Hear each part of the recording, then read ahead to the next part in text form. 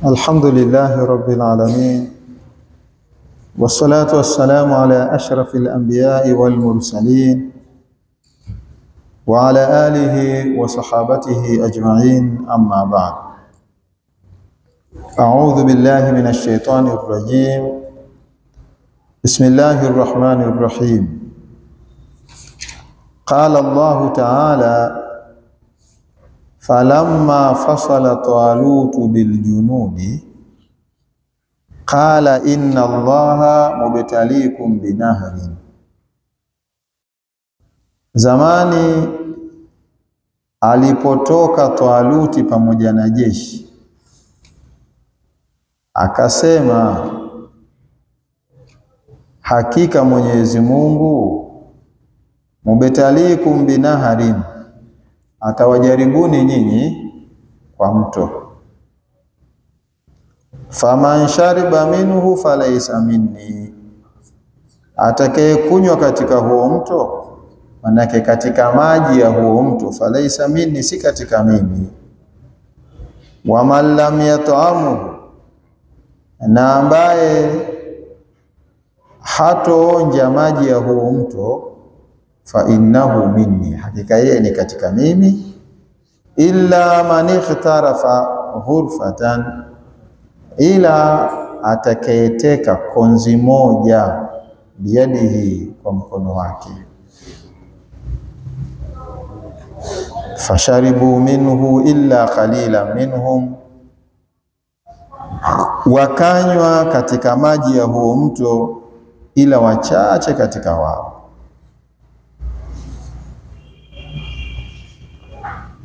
Kama tulivyokuwa tunaelezea kwamba Nabii Shamuil walimuomba jamaatu min bani Israil awaombe Mungu waweze kupata kiongozi. Shamuil alayhi salam akamuomba Mwenyezi Mungu, basi kweli Mungu akawaletea kiongozi ambaye ni Talut. Kwa hiyo kama walivyokuwa wameahidi kwa ajili ya kwenda kupigana, Taluti alikuja rasmi kwa ajili ya kwenda kupigana akiwa pamoja na jamaatu min bani Israil. Kwa hiyo baada ya Taluti kuja na ikafikia wakamwamini kwamba yeye kweli ndio mfalme, ndio kiongozi kwa wakati huo, licha ya kuwa walikataa kama tulivyoeleza katika aya za jana. Kwa ikafikia mpaka wakamkubali, ikabidi Taluti akaandaa jeshi. Sasa ndipo ambapo baada ya kuwa kishaandaa jeshi na tayari wanatoka sasa kwenda kupambana na Jalut. Kwa hiyo aliwaambia, Mungu anasema falamma fasala kharaja Talutu biljunudi, zamani alipotoka Taluti pamoja na jeshi kutoka Baitul Maqdis, wakana harran shadidan, na ulikuwa wakati ni wakati wa joto kali. Watalabu minhu almaa, wakawa wamemtaka maji. Akawaambia, inna Allaha mubtaliikum mukhtabirukum binahrin, Mwenyezi Mungu atawajaribuni au ni mwenye kuwajaribuni nyinyi binahari, kwa mto. Liyadhhara almuti'u minkum wal 'asi, ili adhihiri mwenye kutii katika nyinyi na mwenye kuasi. Baada ya hawa jamaatu min bani Israil kumuomba wapate maji, basi aliwaambia kwamba Mungu atawapeni hayo maji, atawapeni mto, lakini itakuwa ni mtihani kwenu, ili ajulikane mutii ni nani na asi ni nani. Na huo mto wa huwa baina al-Urduni wa Filistini au wa Palestini. Huo mto uko kati ya Urdun na Palestina, hapo katikati hapo ndio kuna huo mto. Basi akapa maelekezo, akamwambia faman shariba minhu, atakayekunywa katika hayo maji, ai mimaihi, katika maji ya huo mto, falaisa minni, si katika mimi, ai min atba'i, si katika wafuasi wangu. Wa man lam yat'amhu yadhuquhu fa innahu minni, na ambaye hato yaonja hayo maji ya huo mto, si katika mimi. Fa innahu minni, hakika yeye ni katika mimi. Illa man ikhtarafa ghurfatan bil fathi wal dhammi, sema gharfa na ghurfa, ila atakayechota konzi moja biyadihi, kwa mkono wake, faktafa biha, akatosheka kwa hiyo konzi, wala yazid alaiha, na hakuzidisha juu ya hiyo konzi moja, fa innahu minni, hakika yeye ni katika mimi. Kwa hiyo huyu Taluti aliwagawa watu wake makundi matatu. Kawaambia, bwana, nyinyi mtapewa mtihani, Mwenyezi Mungu atawaleteni mto, lakini sasa namna ya unywaji kwenye huo mto itagawika makundi mangapi? Matatu. Lakini katika hayo makundi matatu, kundi ambalo ni namba moja watakuwa ni katika mimi, yani watu wasinywe kabisa. Kundi la pili, ikiwa hakuna budi basi wanywe, lakini kidogo, kiasi cha konzi moja, ni hivi. Hii ndio konzi moja. Lakini wapo wengine ambao watakao kunywa sana, basi hao si katika mimi. Yule atakayanywa sana si katika mimi. Mwenyezi Mungu anasema fasharibu minhu,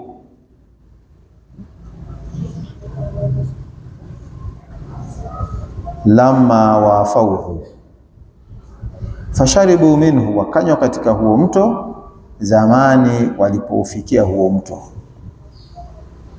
Walipoufikia huo mto wakanywa, tena bikathiratin, kwa wingi.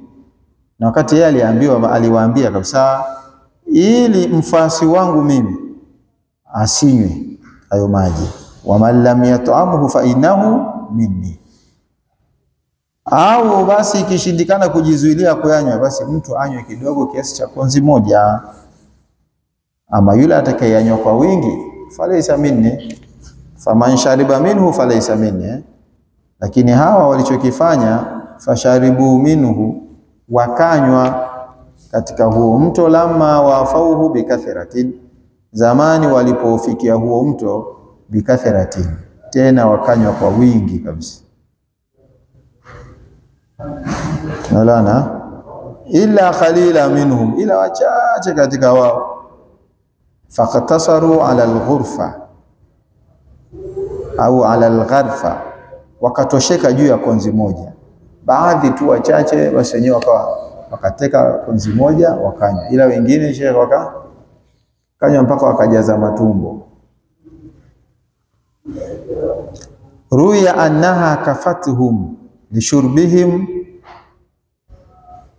wa dawabihim, imepokelewa kwamba hiyo konzi moja iliwatosha kwa kunywa kwao maji na kwa wanyama wao. Ile konzi moja ile, wale ambao waliofuata maelekezo, basi kila aliyechukua konzi yake moja ilimtosha kunywa yeye, kukata kiu, lakini pia pamoja na kiu cha mnyama wake. Wakanu 310 rajula, na walikuwa watu 300, yani zaidi ya watu 300 na 10 na kitu. Watu walikuwa watu 310 na kitu, yani na zaidi ya 10 na zaidi ya 10. Kuna bid'ata ashara wamesema ni watu 13, ndio makusudio ya bid'ata ashara. Tumeelewana hapo? Na wale ambao waliokunywa kwa kutumia ile konzi moja, nyoyo zao zilipata nguvu na imani zao zikawa sahihi zaidi, na wakaweza kuvuka ule mto ambao Mungu aliwapa mtihani, hali ya kuwa ni wenye kusalimika. Ama wale wengine walishindwa. Tena anasema midomo yao ikawa meusi, kiu ndio kikazidi. Badala ya kiu kukata, walivyokunywa yale maji mengi ndio kiu kikazidi.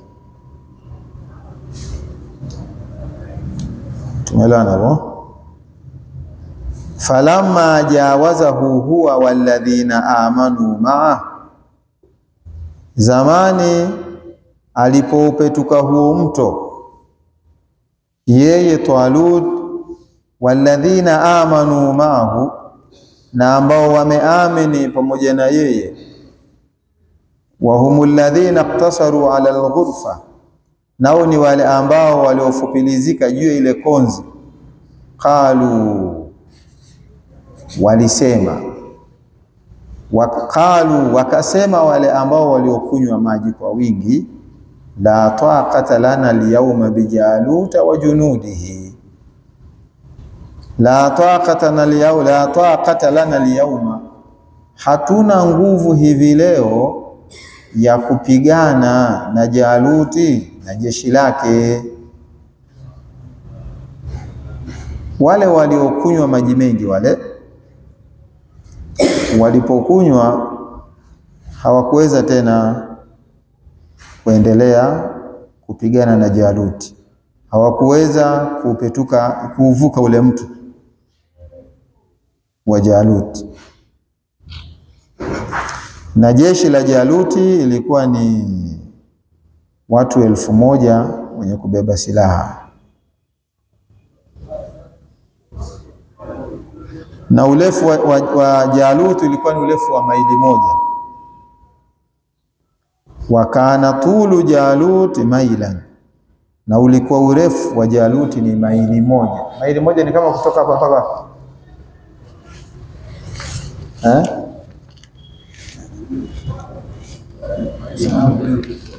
kama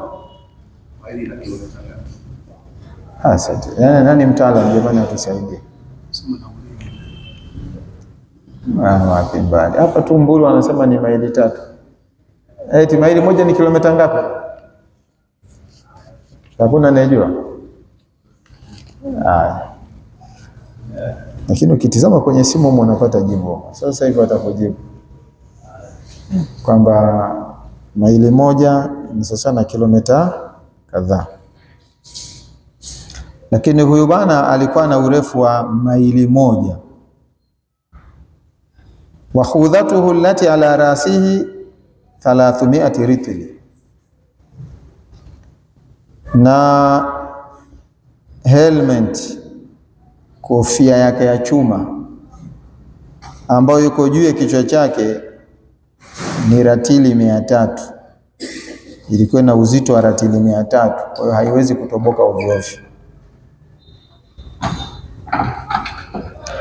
Kwa hiyo wale mabwana, wale ambao waliokunywa maji kwa wingi wakakhalifu amri ya Talut aliyowaambia kwamba wasinywe maji mengi, atakayekunywa maji mengi basi yeye si katika wafuasi wake, labda yule ambaye atakayechota konzi moja basi, lakini wale watakaokunywa maji mengi si katika wafuasi wake.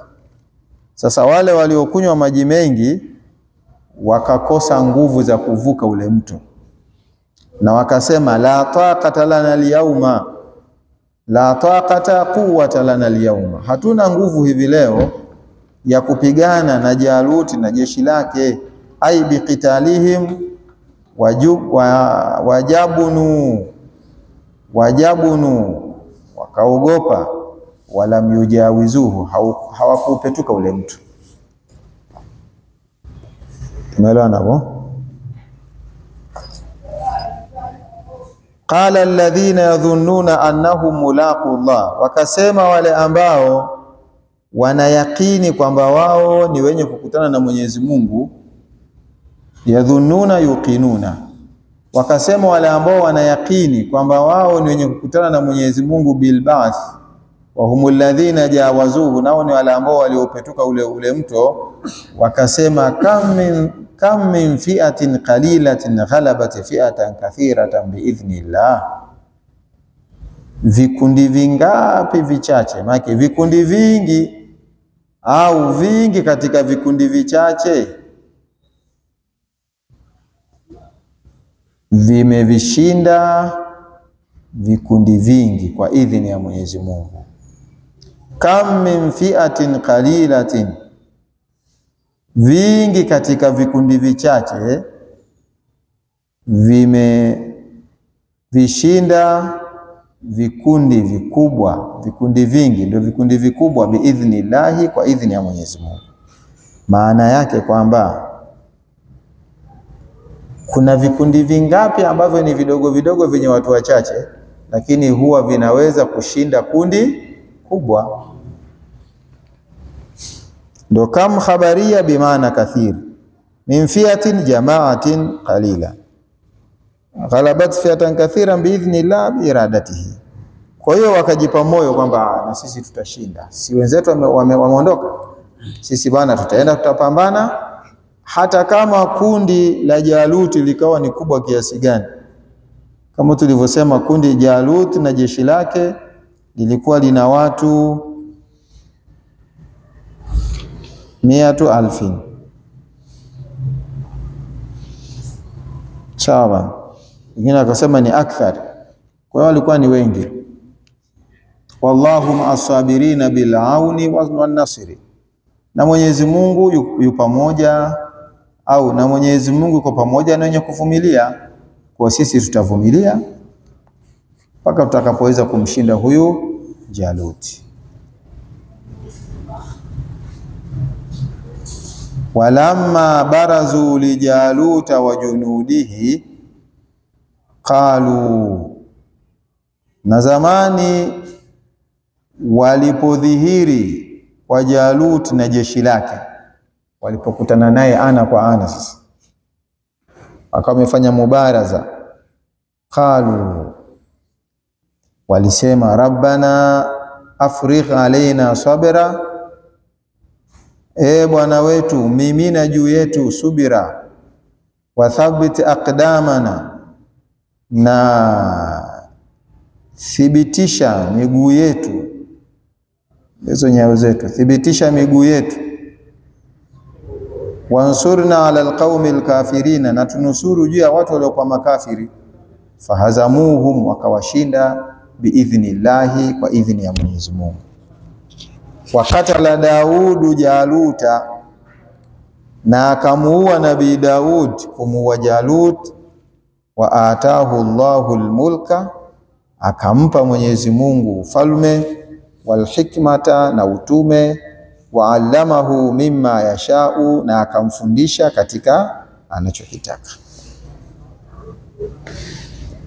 Walamma barazu li Jaluta wa junudihi, Mungu anasema na zamani, na maana wale watu sasa, wale jamaa tu min Bani Israil, baada ya kuvuka, wale ambao waliokunywa kidogo, si ndio? Wale waliokunywa maji mengi wakashiba, walishindwa, hawakuweza kuvuka ule mto. Kwa wale wachache waliokunywa kidogo wakaweza kuvuka ule mto wakiwa na Talut. Baada ya kuvuka ule mto, wakakutana ana kwa ana na Jalut. Walipokutana naye, kwanza wakamtanguliza Mwenyezi Mungu. Kwa hiyo barazu li Jalut ay dhaharu liqitalihim wataswafu, na zamani walipodhihiri kwa ajili ya kupigana naye, na wakawa wamepanga swafu, wakasema rabbana afrigh alaina sabra, Bwana wetu, afrigh, mimina, usbub alaina sabra, mimina juu yetu subira, tujalie kuwa ni watu wenye nini, wenye subira. Wa thabbit aqdamana bitaqwiyati qulubina ala aljihad, kwa kuzitia nguvu nyoyo zetu juu ya jihad. Tusije tukakimbia hapa, tutakapokuwa tumekanyaga basi miguu yetu ipate ithibati, tusikimbie kwenye vivita, tupambane mpaka damu la mwisho, mpaka damu ya mwisho. Basi ukaanza kupambana kati ya jeshi la Talut wakipambana na jeshi la Jalut.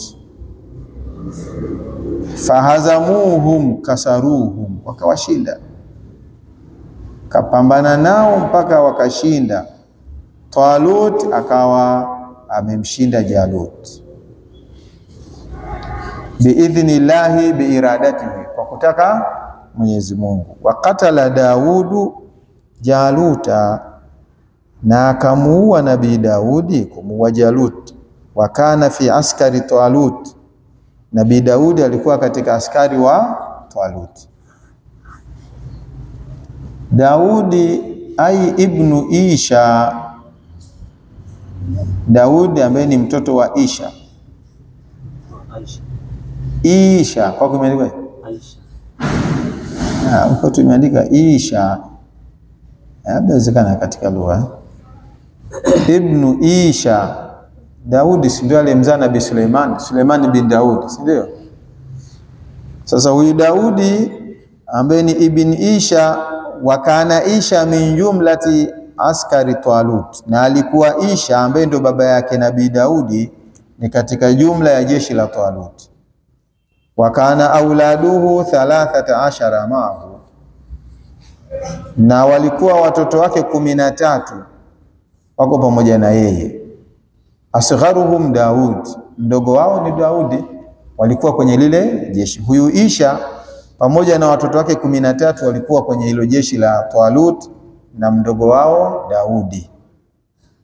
Wa kana yara al-ghanama, Daudi, Nabii Daudi alikuwa akichunga al-ghanam. Falamma kharaju lilqitali, walipotoka kwa ajili ya kwenda kupigana, marra Daudu bihajari, alilipitia Daudi jiwe, fanadahu, likamlingania likasema ya Daud, semaje?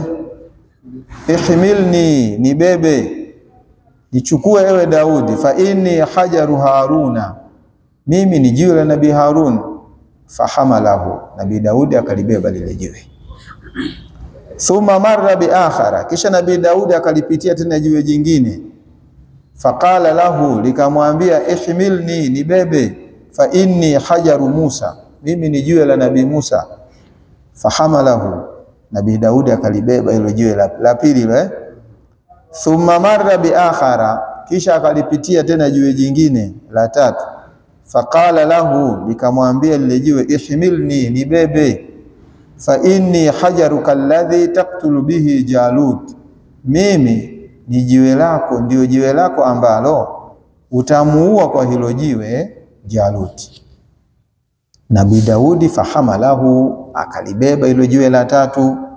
Wa wadaa 3 fi mikhilatihi, na akayaweka hayo majiwe matatu katika mfuko wake. Alikuwa na mfuko wake, akachukua yote akayaweka kwenye mfuko wake.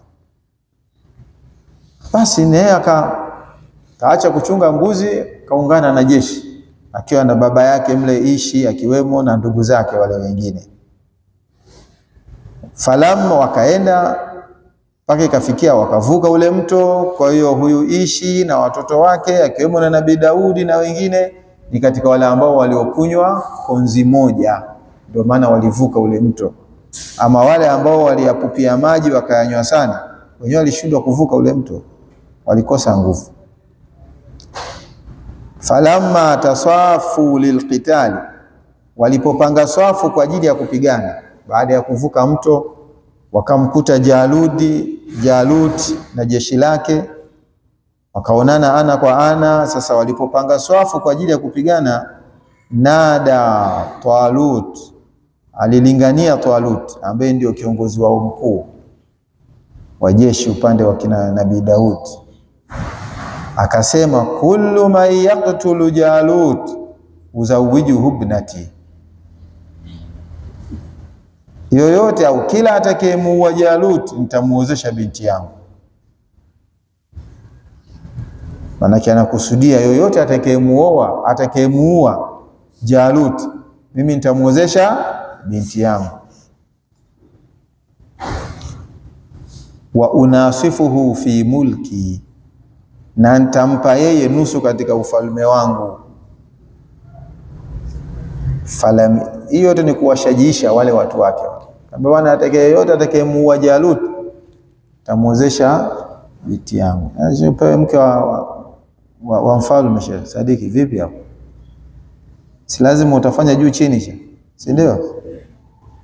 Lakini sio hivyo tu, pia nitampa nusu ya ufalme wangu. Falam yataqaddam ahadun, hakutangulia yoyote. Shekhe, hakuna aliyejitokeza. Maana huyo Jaluti huyo ilikuwa ni hatari, kwa hiyo hakuna aliyejitokeza. Fasaala Talutu Shamwil, akamuomba Taluti kumuomba Shamwil, akamtaka, bwana, hii hali unaionaje? Shamwil yeye ni mtume, Talut ni amiri, mfalme. Kwa hiyo mfalme ikabidi akarudi kwa mtume, akamueleza hali jinsi ilivyo. Fadaa rabbahu, Shamwil akamuomba Mola wake, bwana, hebu tusaidie ya Rabbi, mfalme kiongozi amelingana, hakuna aliyejitokeza, watu wote wamerudi nyuma, hakuna aliyejitokeza kufanya ujasiri, kupambana, kufanya mubaraza na Jalut. Basi Shamwil akamuomba Mwenyezi Mungu, fautiya biqarnin fihi duhnun, akaletewa pembe, mna katika hilo pembe mafuta, kama vile vile alivyopatikana Talut, kisa tulivyokisoma kule nyuma Kwa na hapa pia baada ya Shamwil, Nabii Shamwil kumuomba Mwenyezi Mungu, Mwenyezi Mungu akamletea pembe. Ndani ya hilo pembe kuna mafuta. Wakila lahu, akaambiwa, innal ladhi yaqtulu Jalut, hakika ambaye atakemuua Jalut, huwa alladhi idha wudi'a ad-duhnu ala ra'sihi la yasilu ala wajhihi, ni yule ambaye yakiwekwa mafuta juu ya kichwa chake hayatachirizika juu ya uso wake. Huyu ndo atakayemuua Jalut. Fadaa Talutul qauma, Talut akawaita watu. Faswara yadhanu ruusahum, akawa anavipaka mafuta vichwa vyao, kwa sababu kaambiwa yule ambaye wewe upake wote, afu yule ambaye mafuta atakayechirizika, huyo ndio atakayemuua nani? Jalut. Kwa hiyo Taluti akawa anapaka mafuta, anavipaka mafuta vichwa vyao. Falam tuswadif tilka sifatu ahadan, haikuafikiana hiyo sifa na yoyote. Kila atakayepakwa mafuta ya chiriziki yanaganda. Ila au wasala li Daud, mpaka alipofika kwa Nabii Daud, faswadafa, akawafikiana na hiyo sifa. Nabii Daudi akawafikiana na hiyo sifa, alipopakwa mafuta, yeye mafuta hayakuchirizika. Mafuta yakachirizika, si ndio? Hayakuchirizika. Idha udhi'a duhnu ala rasihi la yasilu, yeye mafuta yakachirizika. Wale anatuambia idha wudi'a ad-dahnu ala rasihi la yasilu ala wajhihi, hayachiriziki juu ya nini? Ya uso wake. Wengine wote kila atakayepakwa yanachirizika, kana huyu siye, kipakwa huyu anachirizika siye. Lakini alipofika kwa Nabii Daudi, alipopakwa mafuta, yale mafuta hayakuchirizika. Fakala lahu, akamwambia, anta tabruzu lahu, wewe utafanyia naye mubaraza. Sasa yani mubaraza ni vile kupigana naye ana kwa ana. Ndivyo ambavyo zamani walivyokuwa, vita vilikuwa vinaanza kwa namna hiyo. Wanachaguliwa kama ni watu 4 wangapi, haya wewe na huyu, wewe na huyu, wewe na huyu, anzeni kupigana, kabla ile ya kushikanwa vita vya kupigana pamoja. Kwa Daudi akapambanishwa na nani? Na Jalut. Fakala naam, Nabii Daudi hata kusita, akasema ndio, haina tatizo hapo. Fautiya bil miqla'i, akaletewa manati. Si alikuwa na silaha, yale mawe yale. Wa akhraja au faata bil miqla'i, fautiya bil miqla'i, faata bil miqla'i au fautiya bil miqla'i. akaletewa nini? Manati. Wa akhraja hajaran min mikhilatihi, baada ya kuletewa ile manati akachukua akalitoa jiwe min mikhilatihi, katika ule mfuko wake. Aliokota ile mawe akaweka kwenye mfuko wake. Ule mfuko wake alikuwa anatembea nao katika ile safari yake mpaka kufika hapo vitani. Baada ya kulitoa jiwe akasema bismi rabbi Ibrahima, kwa jina la Bwana wa Nabii Ibrahim. Wa akhraja hajaran akhara, akatoa tena jiwe jingine. Wa qala, akasema bismi rabbi Ishaqa, kwa jina la Bwana wa Ishaqa.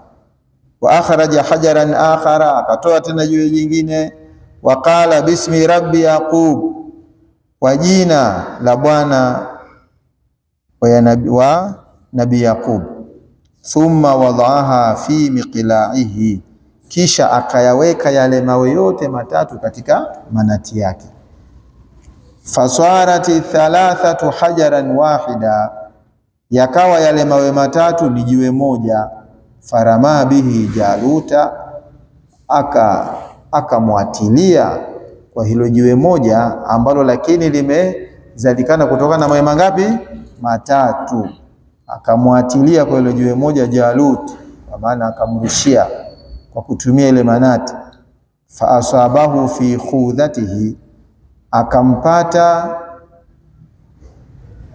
au kama ni hilo jiwe likampata hilo jiwe katika kofia yake ya chuma aliyokuwa kaivaa. Hata hiyo katika Kiarabu na hizi wanazovaa nani mabodaboda zinaitwa nini? Ndio zinaitwa khudha tu. Sasa watu walikuwa wanapoenda vitani wanakuwa na ile kwa ajili ya kuzuia mtu akipigwa panga, ile panga inadunda. Kama tulivyoambiwa ilikuwa ni ratili, ile khudha tu ile ni sasa na ratili 300, tumepita hapo nyuma Wa kharaja min dimaghihi fa asabahu fi khudhatihi, likampata hilo jiwe katika kofia yake ya chuma. Wa kharaja min dimaghihi,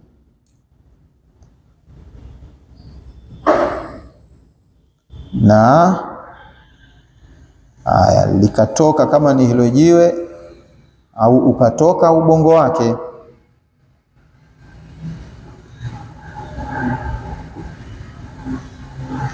Au likatoka katika ubongo wake, tegemea faili ni nani. Kama faili itakuwa ni hilo jiwe, kwa hiyo likatoka katika ubongo wake. Faqatala 30 rajulan fa akhadha Daudu Jaluta. Tumelana ile jiwe lile likawaua watu 30.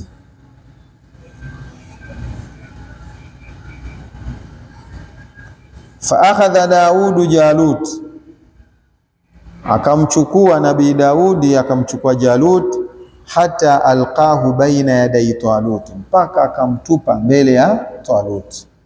Fafariha huwa wa mamahu, fafariha huwa, akafurahi Talut na ambaye yuko pamoja naye min bani Israil. Wazawajahu ibnatahu, na akamuozesha binti yake. Wa atahu nisfa almulki, na akampa nusu ya ufalme. Famakatha kadhalika, akakaa kama hivyo Nabii Daudi 40 sana, miaka 40. Miaka 40 akiwa ana mke wa mtoto wa mfalme, lakini pia akiwa na nusu ya ufalme. Falamma mata Talut wa Shamuil, alipokufa Talut na Shamuil, infarada bil mulki, alipokeka kwa ufalme. Kwa baada ya vile vita kushinda, walirudi kwenye mji wao wakaendelea na mambo yao. Wakati huo Nabii Daudi akiwa na nusu ya ufalme na ana mke wa binti, ana mke ambaye ni binti wa nani? Wa mfalme. Kwa hiyo alipokufa Talut na Shamuil, infarada bil mulk, alipokeka kwa ufalme, yani akawa kabakia ndio mfalme pekee. Faasha nabiyan malikan 7 sinina, akaishi hali ya kuwa ni mtume na hali ya kuwa ni mfalme miaka 7. Thumma ndio kwa kuna khalafahu au khalafa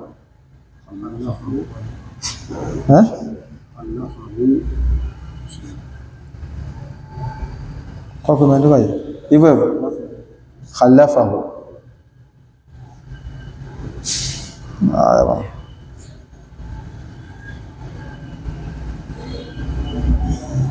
Sio thumma khalafa, kisha akamfanya khalifa Suleiman.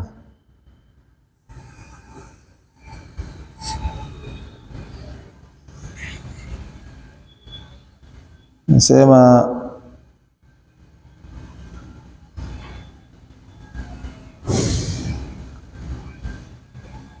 thumma khalafahu Suleimanu waladuhu fi nubuwati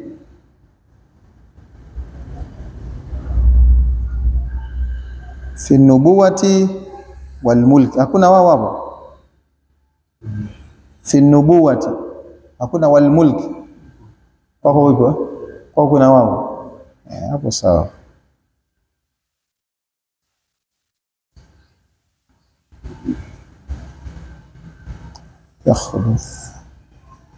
Thumma khalafahu Suleimanu, kisha akaja nyuma yake, yani akamkalia ukhalifa Suleiman.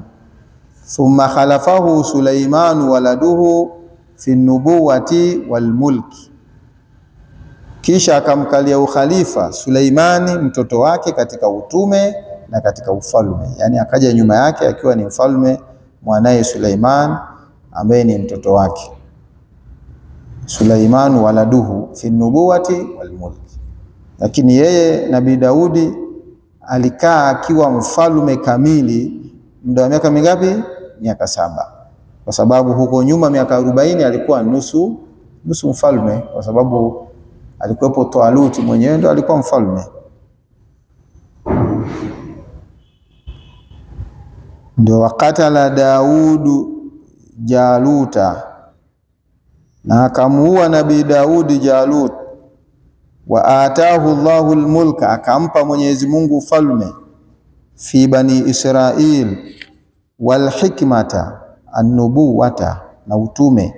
Baada mauti Shamuil wa Talut, baada ya kufa Shamuil na baada ya kufa Talut. Walam yajtamia li ahadin qablahu, na havikukusanyika hivyo kwa yoyote kabla yake. Kabla ya Nabii Daudi hakuna mtu ambaye alikuwa anavyo vitu vyote viwili. Na ndio maana nadhani kuna swali pia liliulizwa pale nyuma kwamba si alikuwepo Shamuil ambaye ni mtume, kulikuwa kuna haja gani ya kuambiwa apatikane Taluti kama ni mfalme? Sawa, kwa sababu huyu Shamuili alikuwa ni mtume tu. Sasa hana dola, na uwezi mtu ukanani kwa wakati mwingine dola inahitajika. Yakabidi wakamwambia bwana, tuombee Mungu tupate mfalme. Kwa ilikuwa mara nyingi mfalme mwingine na mtume ni mwingine, ila kuanzia kwa Nabii Daudi akawa vipata vyote, akawa ni mtume lakini pia na mfalme. Wa'allamahu mimma yasha'u, na akamfundisha katika anachokitaka. Kasunati duru'i wa mantiqi tayri, kama kutengeneza kanzu za chuma. Wakana yalinu fi yadihi min ghairi nari,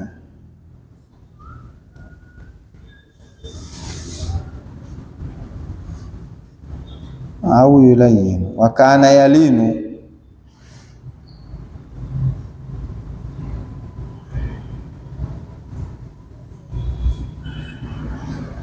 na zilikuwa hizo, na ilikuwa kanzu ya chuma inakuwa laini katika mkono wake pasi na moto. Yani akiishika tu anaikanda, ana uwezo kama ambavyo unavyokunja hii kanzu yako unapata tabu. Sasa yeye alikuwa anakunja nini? Chuma.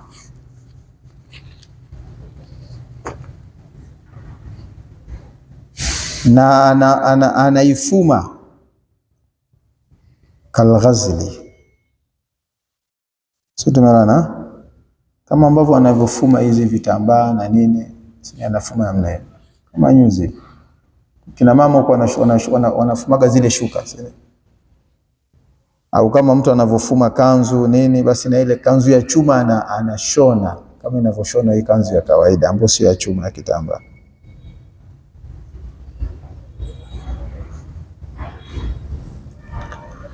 Lakini pia Mwenyezi Mungu alimfundisha mantiqa at-tayri, ay fahami aswatiha, kufahamu sauti zao, bal wa jami'il hayawanat, bali na wanyama wote. Unaweza kairufaisha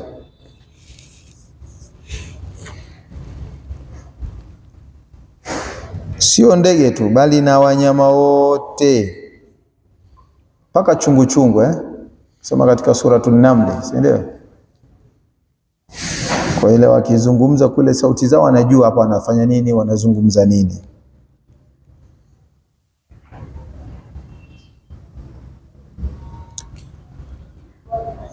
Tumeelekea kisa walaula dafu Allahi an-nasa ba'dahum bi ba'dhi, na lau si kuzuia Mwenyezi Mungu, na lau si kuwazuia Mwenyezi Mungu watu baadhi yao kwa baadhi nyingine, la fasadatil ardu, ingeliharibika ardhi, bighalabatil mushrikina, kwa kushinda mushrikina, wa qatlil muslimina, na kwa kuuliwa Waislamu, wa takhribil masajid, na kwa kuharibiwa misikiti yakawa magofu.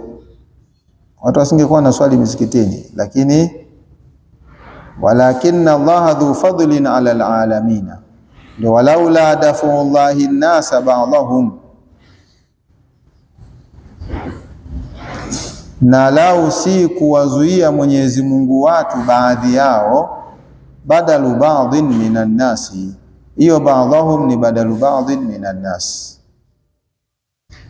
bi ba'dhin, kwa baadhi nyingine, la fasadatil ardu, ingeliharibika ardhi, bi ghalabatil mushrikina wa qatlil muslimina wa takhribil masajid, walakinna Allaha dhu fadlin ala alalamin, lakini Mwenyezi Mungu ni mwenye fadhila juu ya viumbe. Fadafa ba'dahum bi ba'dhin, akaizuia baadhi yao kwa baadhi nyingine.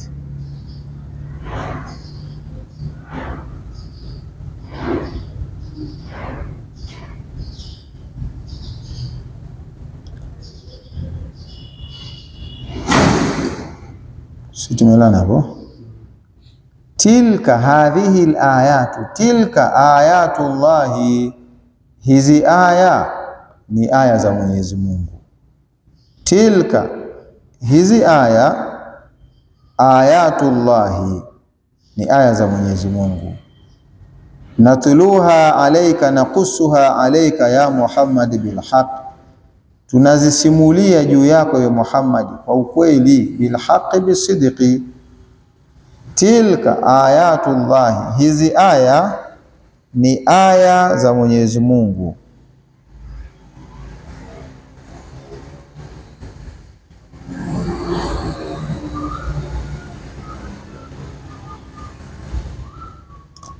Fal-isharatu aidatun ala ma taqaddama min awali rubu ila akhirih, lima fihi min adhimi al-ajaib, kuanzia mwanzo wa robo mpaka mwisho wake kwa yale ambayo yamo ndani yake katika min adhimi al-ajaib. Wal-isharatu fil ayati lil-bu'di nadharan li bu'di zamani tilka al-qissa, wa inama fassarahu bil-qaribi nadharan lilafdhi dali alaiha.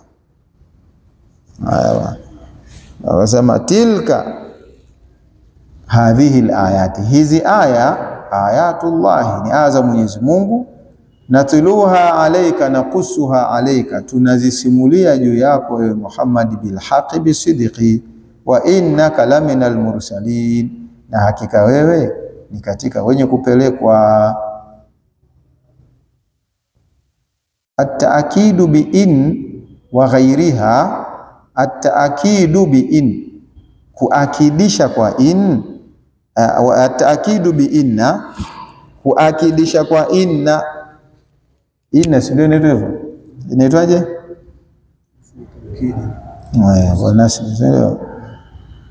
Kwa hiyo inna wa ghairiha, na isiyokuwa inna. La, ile lamu pia ni ya taakidi,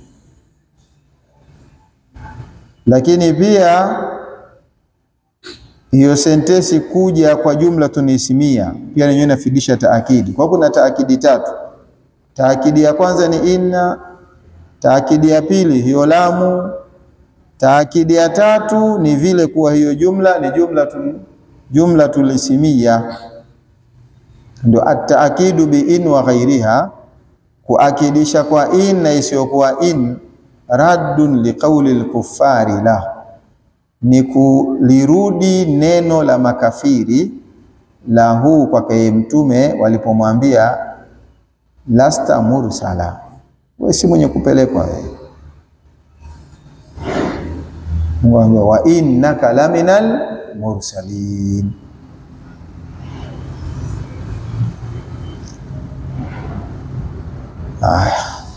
Ndio kifa kutakuwa na tosha.